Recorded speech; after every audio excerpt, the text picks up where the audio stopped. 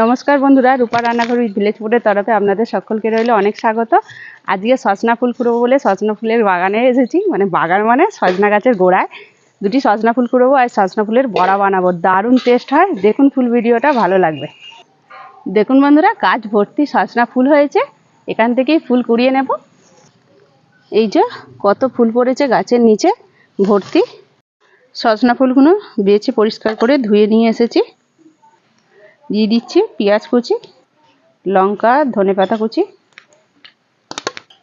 দিয়ে দিচ্ছি ভাজা মশলা, জিরে আর গোটা গরম মশলা শুকনো কড়াই ভেজে গুঁড়ানো আছে সেটাই দিয়ে দিলাম। বেসন আর কর্নফ্লাওয়ার, বেসনটা দিয়েছি বেশি, কর্নফ্লাওয়ারটা অল্প করে দিয়েছি। হলুদের গুঁড়ো, লবণ দিয়ে দিচ্ছি স্বাদ মতো, খাবার সোডা দিয়ে দিচ্ছি একটুখানি। ভালো করে মাখিয়ে নিচ্ছি সজনা ফুলের সাথে, সমস্ত মশলার সাথে। যদি লাগে অল্প একটু জল দিতে হবে, আগে মাখাই। হালকা মাখা মাখা হয়ে গেছে, অল্প একটু জল দেবো। ভালোভাবে মাখিয়ে নিয়েছি। কড়াইতে দিয়েছি সর্ষের তেল, সাদা তেল, যে তেলে হোক ভাজলেই হবে। এবার বড়াগুলো এক এক করে দিয়ে দেব।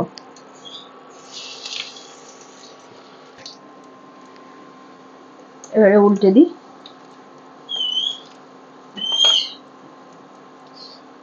এই সজনা ফুলের বড়া বন্ধুরা খুবই টেস্টি লাগে। আর সজনা ফুল তো সবসময় পাওয়া যায় না, এই সিজনেই পাওয়া যায়। তাই আপনারা যদি পেয়ে থাকেন তো এইভাবে বড়া বানিয়ে একদিন খেয়ে দেখুন, খুবই ভালো লাগবে। সবগুলো উল্টে দিয়েছে, এই পিঠটাও হতে দেব।